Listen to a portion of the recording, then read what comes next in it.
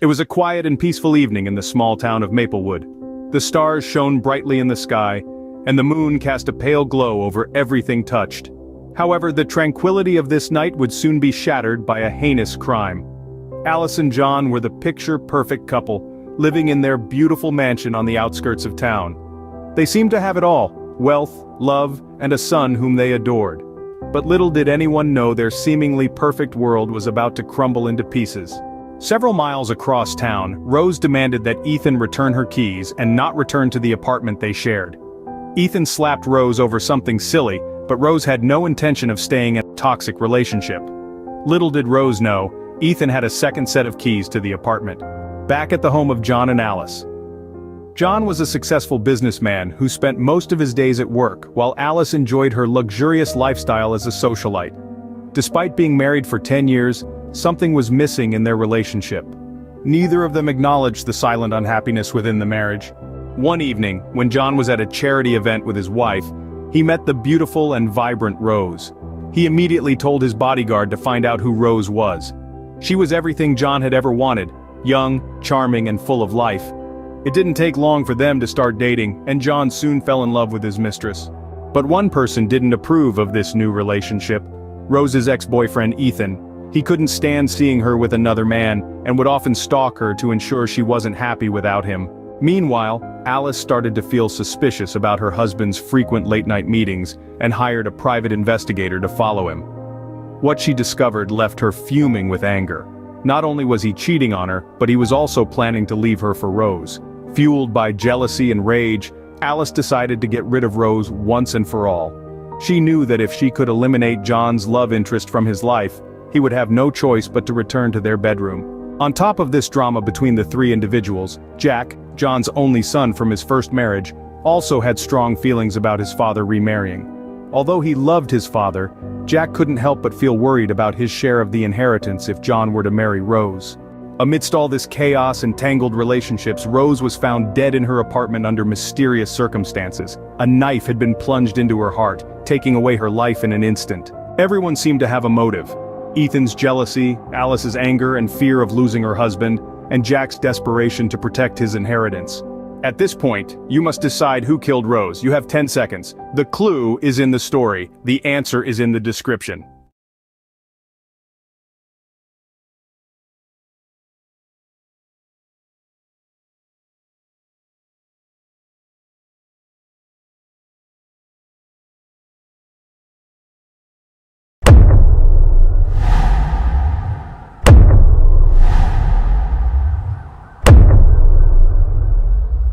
Jerry always believed he had a good life. As the CFO of a successful company, he led a comfortable and luxurious life. But deep down, Jerry yearned for something more. His marriage to Maggie, the CEO's daughter, was different from what he hoped it would be. She was cold and unloving towards him, but acted lovingly in public to maintain appearances. Early in their marriage, Maggie implemented the separate bed rule. Jerry was not allowed to touch her or share a bed with her unless intimate relations were listed on the calendar. Their entire life was for show. This left Jerry feeling isolated and alone, craving affection from his wife. One day, on his birthday weekend, when Maggie was away on a women's retreat, Jerry's brother surprised him with an unusual gift: Angie, a beautiful young woman from a dating service. Jerry was initially taken aback but couldn't resist the temptation of having someone show him the love and attention that he craved so desperately. Angie quickly became more than just a paid date to Jerry. They spent every moment they could together, and he found himself falling deeply in love with her.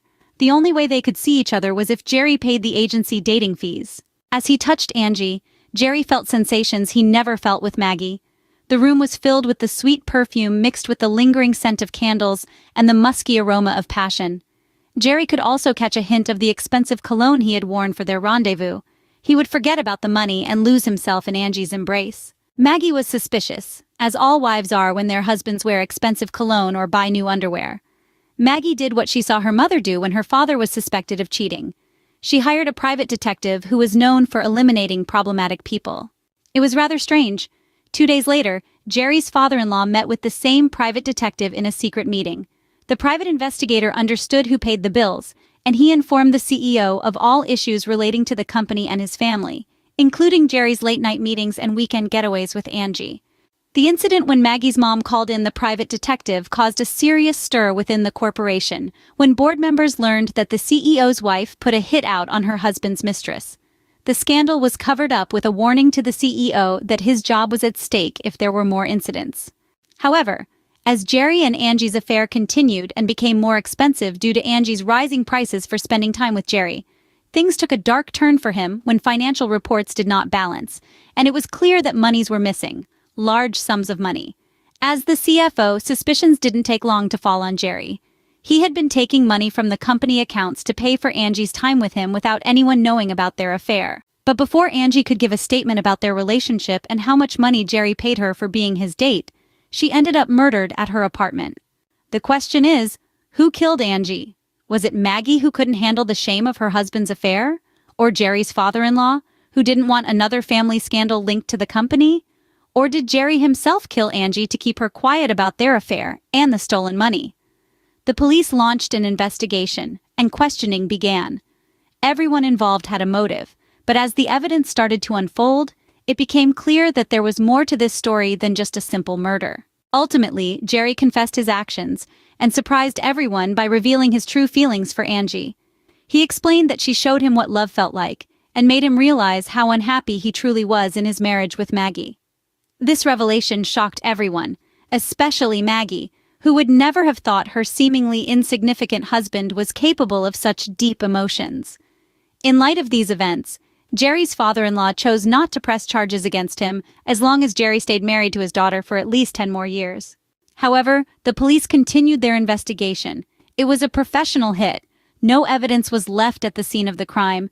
Who do you think killed Angie? The clue is in the story. You have 10 seconds. Remember to check out the latest December-January crime mystery giveaway with over 50 mystery giveaways. The link is in the description.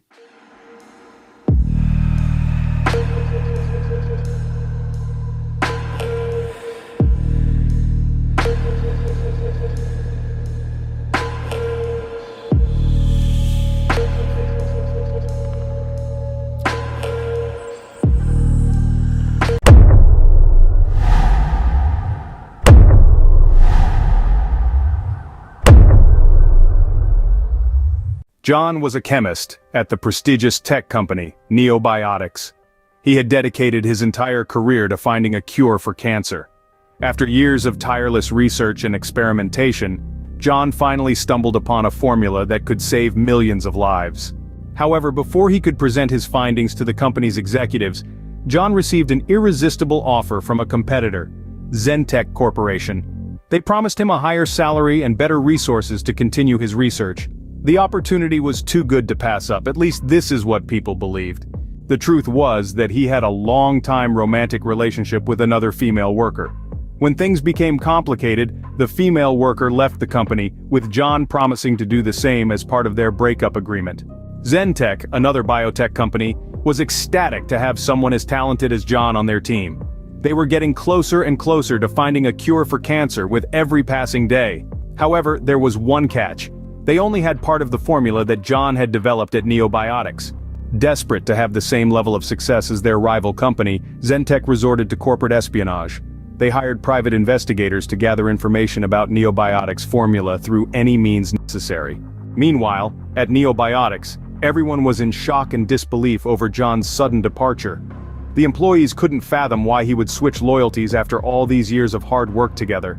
However, things took a dark turn when news broke out that John had been found dead under mysterious circumstances in his apartment. His death sent shockwaves through both companies, and suspicions arose that it might be connected to the ongoing competition between them. As the news of John's death reached Neobiotics and Ethank, a cloud of uncertainty and fear settled over both companies. Whispers floated through the hallways, speculating on the cause of his demise. Was it an accident, or something far more sinister? Neobiotics, determined to protect their valuable research and reputation, launched their own internal investigation into John's death. A team of seasoned detectives was hired to delve into every aspect of his life, both personal and professional. They combed through his apartment, searching for clues that might shed light on the circumstances surrounding his demise. At Ethank, paranoia ran rampant, as executives feared they would be implicated in John's murder.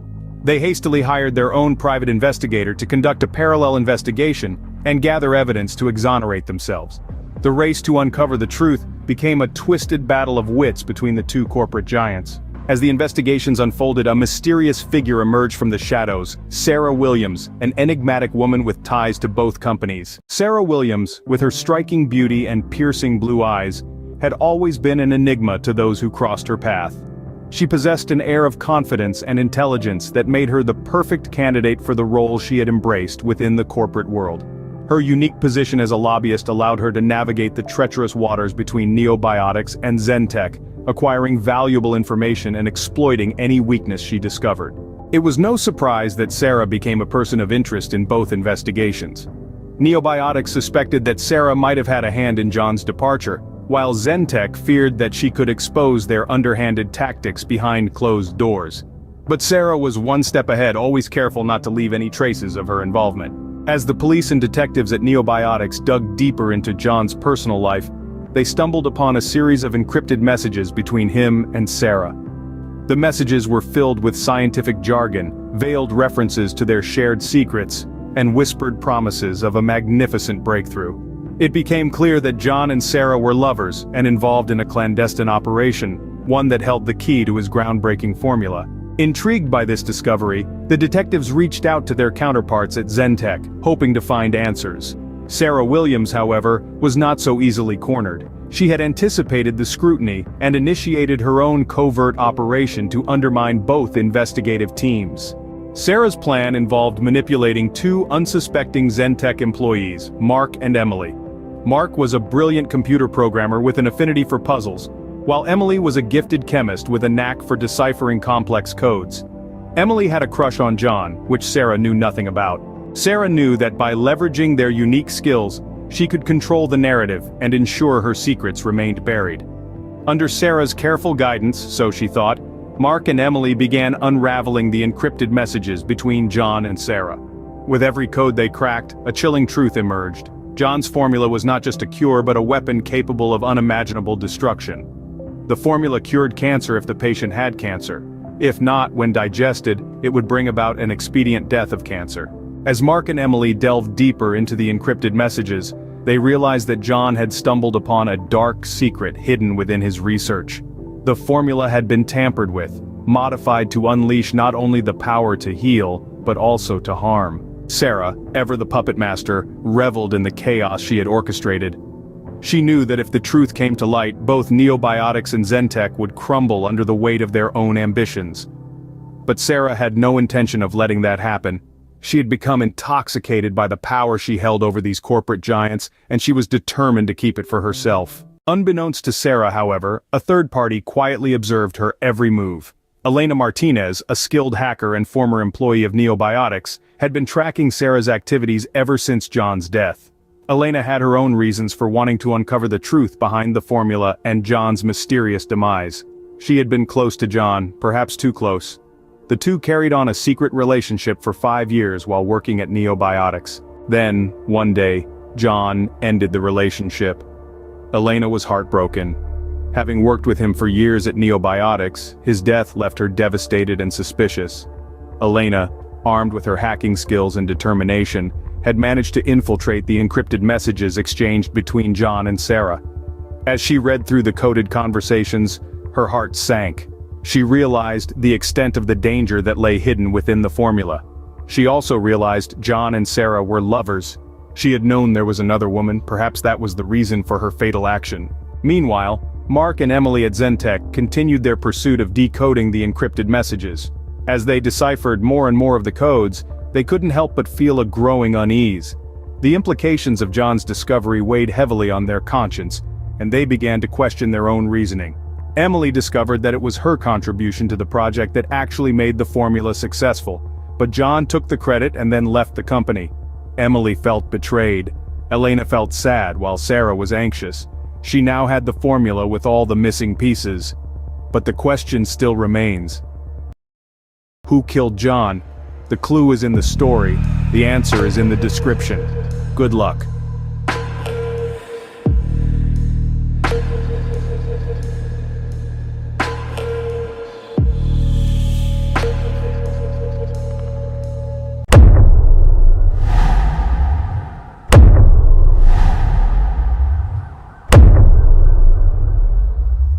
This month, the Mystery Book Giveaway includes over 90 free crime, mystery, and thriller books. The link is below. Now, on to this week's crime mystery riddle. There were 4 roommates: Linda, Perry, Rhonda, and George. Linda was killed between 3 a.m. and 9 a.m. on a Sunday, according to her roommates. They all stayed up late Saturday night, playing cards and drinking beer until around 3 a.m. There was an argument between Linda and Perry because Rhonda was being too friendly with Perry again. Rhonda kept touching Perry on his leg. But Rhonda knew that Perry and Linda were roommates who became a couple. The police arrived after George called them to say Linda was dead in her bed. When George called 911, he said his roommate Linda must have suffocated. The police, Detective Harris, arrived at the crime scene and separated the roommates.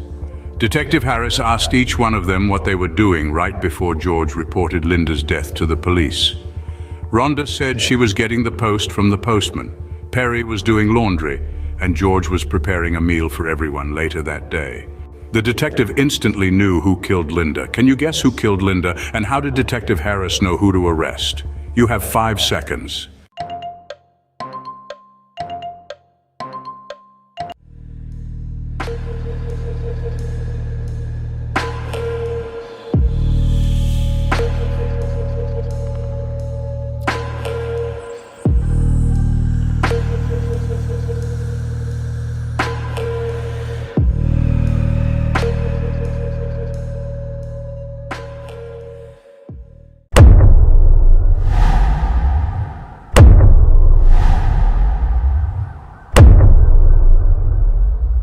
Welcome to the 6th murder mystery game Riddle.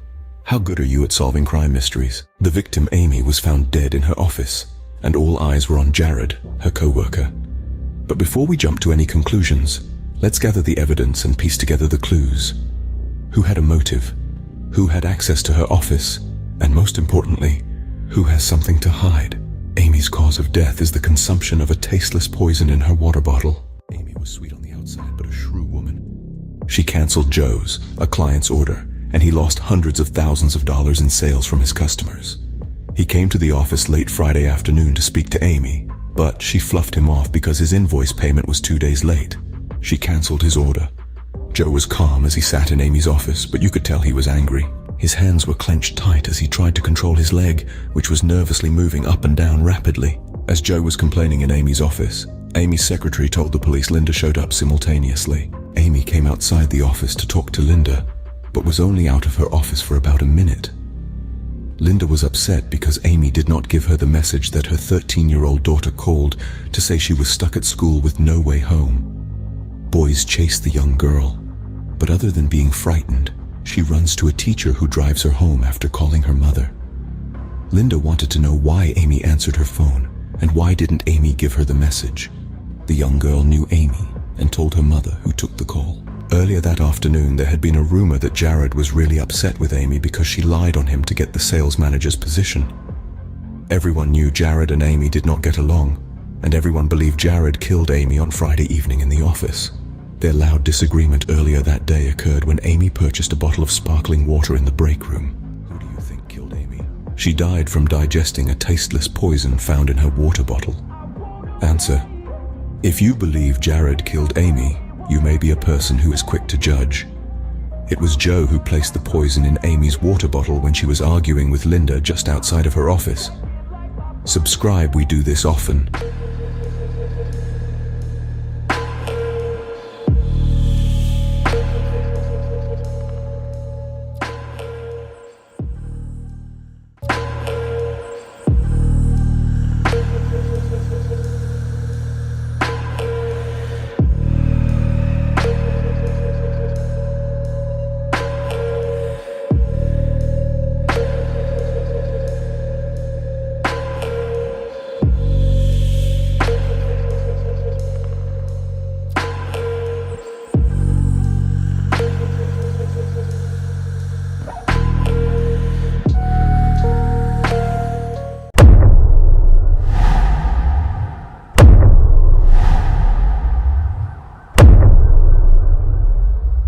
Phyllis Latour Doyle, a secret agent for Britain during World War II, spent the war years sneaking information to the British using knitting as a cover. She parachuted into occupied Normandy in 1944 and rode stashed bicycles to troops, chatting with German soldiers under the pretense of being helpful. Then, she would return to her knitting kit, where she hid a silk yarn ready to be filled with secret knotted messages, which she would translate using Morse code equipment. She always carried the 2000 knitting codes with her.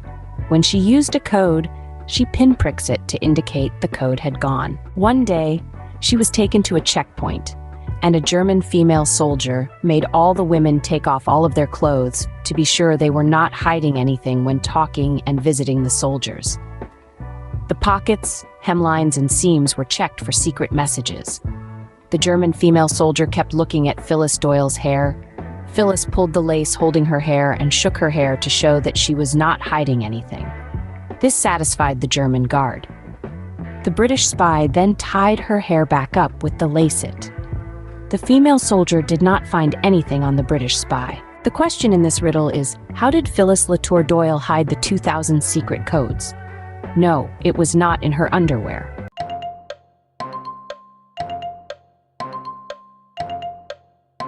Phyllis Doyle's codes were on a piece of silk. She had about 2,000. She wrapped the piece of silk around a knitting needle and put it in a flat shoelace that she used to tie up her hair.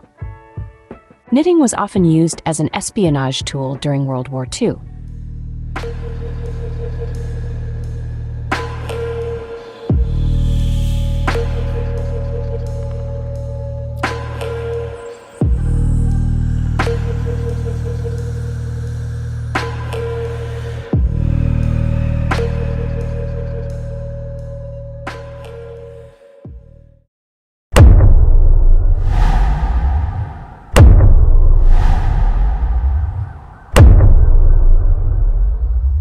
Kevin came home from work early. He didn't feel well. He had a migraine headache. Kevin was surprised to find that his wife had company. He heard his wife scream from the family room, "Why are you doing this?" He then heard a gunshot. Kevin froze. Did someone kill his wife? He rushed into the family room. The curtains were closed, but once his eyes adjusted to the dark room, he saw 3 people, half-dressed. His wife, another woman, and a man he did not recognize were scrambling to put their clothes on. The man was on the other side of the room. Kevin felt extreme pain in the top left side of his head. He thought that he would pass out within seconds. He threw up his hands as if to say, "Do not bother me." As he turned and walked away, he climbed the stairs slowly, holding on tight to the handrail. Once he reached the upstairs bathroom, he immediately took the medicine the doctor had prescribed for his extreme migraine headaches. He lay across the bed, fully dressed. He would be in a deep sleep within 15 minutes. He knew who shot the man who lay bleeding on the floor of his home downstairs, but he didn't care.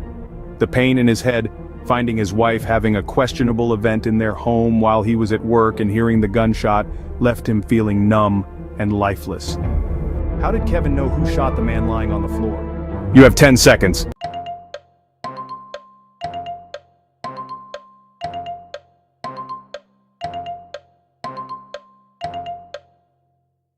This crime mystery is easy. It was the woman who shot the man. The man was on the other side of the room. You can find the link to the mystery crime novel giveaway in the description. Subscribe, we do this often.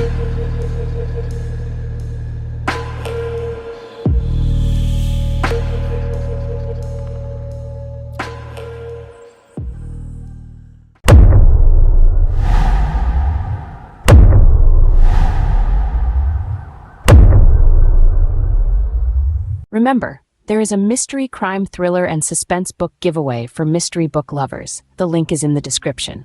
And now, our murder mystery riddle. 3 women were suspects in killing their boyfriend, Jeff, who happened to be engaged to all 3 women at the same time. Only one woman had an engagement ring. When his cleaning woman found him dead in his apartment, she notified the police. It did not take long for the police to determine the identity of the 3 women. Jeff was killed between 9 p.m. and 11 p.m. on a Tuesday night. Each woman said she was home alone on the night of the murder, working online. Each of the women lived within a mile and a half from Jeff. The police detective confiscated all 3 women's computers to check their browsing history. Woman number 1 was answering emails and talking with friends on Facebook. Woman number 2 was watching a Netflix movie, and she gave a thumbs up after the movie. Woman number 3 was doing research for a paper she needed to present at her place of work. The police detective instantly knew which one of the women killed Jeff. You have 5 seconds to figure out who did it. And how did the police detective know who killed Jeff?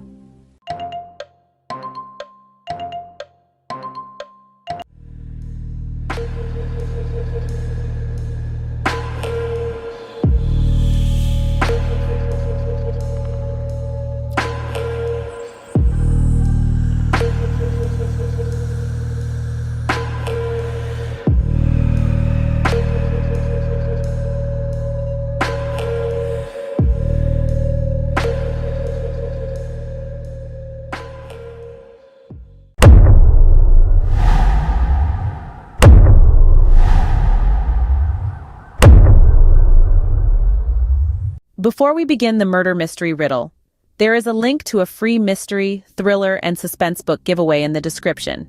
Now for the murder riddle. You're going to need math skills for this one. 4 friends visit a small island in the Caribbean. The men are taking a private holiday celebrating man number 1's engagement. Man number 2 is man number 1's brother. Man number 3 is a lifelong friend. And man number 4 is a close friend from college. The funny thing about the island is you can only spend Bitcoin on the entire island. Bitcoin millionaires and billionaires from around the world travel to the small island to enjoy the comforts only a cryptocurrency community can provide. As the men are drinking, men number 3 and 4 get sloppy drunk and reveal secrets that men should never tell. As it turns out, man number 4 slept with man number 1's fiancée just after they started dating. He admitted that he was in love with his best friend's soon-to-be wife. The following day, man number 4 was found dead in his bed. The island detective searched the crime scene and found a receipt printed out for a Bitcoin transaction. The receipt was hard to read, but Detective Lopez decided the number was .70. The detective realized the killer had accidentally dropped the receipt when he hurriedly left the room. The island detective knew how he could find the killer. The man who killed man number 4 had the equivalent of 0.70% of 1 BTC in his account. The day before the murder, 1 BTC or Bitcoin was equal to $43,143. Detective Lopez realized that he had to get an honest answer from the 3 men on their US dollar balance in their Bitcoin account the day before. Man number 1 said his Bitcoin account had a $20,000 US dollar balance. Man number 2 said he had around $30,000 US dollars in his Bitcoin account. Man number 3 said he was unsure but believed he had around 60,000 USD in his Bitcoin account. Who killed man number 4? You have 5 seconds.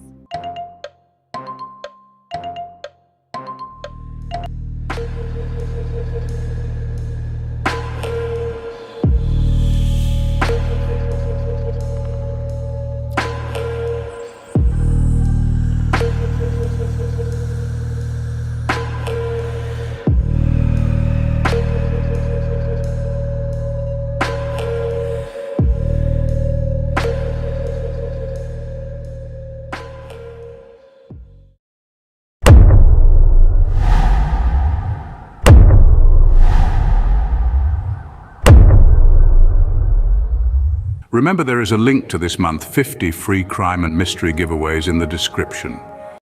It was a picturesque mansion in the countryside surrounded by lush greenery and blooming gardens. The limestone walls shone in the warm sun, giving the mansion an ethereal glow. A beautiful young heiress named Isabella lived within its grand halls and ornate rooms. Isabella had inherited the majestic estate from her late parents, who were well-known socialites. She had always been their precious little diamond, and they showered her with all their love and riches. At just 21 years old, many admired Isabella for her beauty, grace, and affluence. However, she lived alone in the mansion until finding the perfect husband. Each day of this exciting week, Isabella received a suitor, starting with Monday. Each time a suitor arrived at the mansion's gates, Harrison, Isabella's loyal butler, who had served her since childhood, greeted him with utmost elegance and decorum. He would lead them through the grand entrance into the living area where Isabella awaited them with poise. The suitors came from far and wide, bringing gifts to woo Isabella: jewels, paintings, exotic delicacies. But what caught her eye were always flowers. Beautifully arranged bouquets of vases, one with yellow roses, another with red roses, and the third with tulips in that order, adorned her living area. However, on Thursday morning, when Harrison walked into Isabella's living area, he found Isabella lying lifeless on her marble floor. Harrison immediately called for help while frantically checking for signs of life on his dear mistress. The news spread like wildfire throughout the town and even reached the ears of Inspector Holden, a renowned detective known for his brilliant investigative skills. Accompanied by his team, he arrived at the mansion and began piecing together the events leading up to Isabella's death. Inspector Holden had a hunch that these flowers were not just mere gifts from Isabella's suitors, but held a deeper meaning. Each suitor who visited Isabella had brought one type of flower per her preference. Yellow for friendship, red for love, and tulips for admiration. With one telephone call, Detective Holden knew who the suspect was. How? You have 10 seconds,